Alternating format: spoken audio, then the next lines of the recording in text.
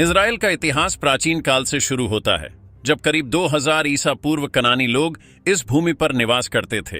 यह भूमि इजरायलियों की यानी अब्राहम के वंशजों की मानी जाती है।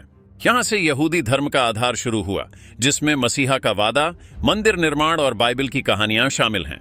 4000 ईसा पूर्व राजा दाऊद ने यरूशलेम को अपनी राजधानी बनाया और उनके पुत्र सुलेमान ने पहला यहूदी मंदिर बनवाया, जो यहूदी जीवन का धार्मिक केंद्र था। लेकिन 586 ईसा पूर्व में बेबीलोन के राजा नबूकदनेस्जर ने इसे नष्ट कर दिया, जिससे यहूदियों को बंधुआ बना लिया गया।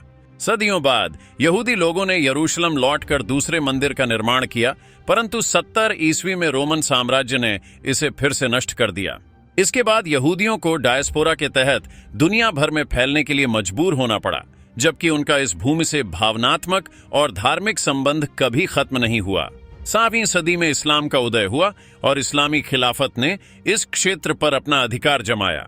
यरूशलेम मुसलमानों के लिए भी पवित्र बन गया, जबकि कई सदियों तक यह क्षेत्र इस्लामी साम्राज्यों के अधीन रहा। उसी दौरान यूरोपीय क्रूसेडर्स ने इस क्षेत्र को कब्जा करने का प्रयास किया, लेकिन अंततः यह भूमि इस्लामी शासकों के हाथ में रह गई।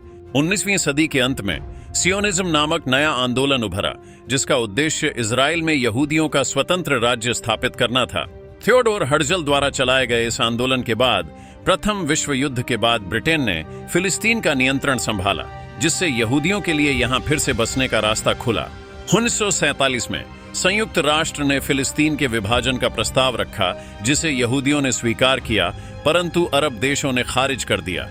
14 मई 1948 को इजराइल राज्य की स्थापना की गई, जिसके तुरंत बाद इजराइल और उसके पड़ोसी अरब देशों के बीच युद्ध छिड़ गया। इस युद्ध में इजराइल ने सफलता प्राप्त की और अपने क्षेत्र का विस्तार किया। इसके बाद कई युद्ध हुए, जैसे 1967 का 6 दिवसीय युद्ध, जिसमें इजराइल ने महत्वपूर्ण इलाके अपने अधीन किए। आज इजराइल एक आधुनिक और तकनीकी रूप से उन्नत राष्ट्र है। इसकी अर्थव्यवस्था और रक्षा प्रणाली विश्व में प्रमुख स्थान रखती है। फिर भी इजराइल और फिलिस्तीन के बीच शांति की तलाश आज भी जारी है। यह संघर्ष न केवल क्षेत्रीय स्थिरता के लिए, बल्कि वैश्विक राजनीतिक चर्चा में भी महत्वपूर्ण विषय बना हुआ है।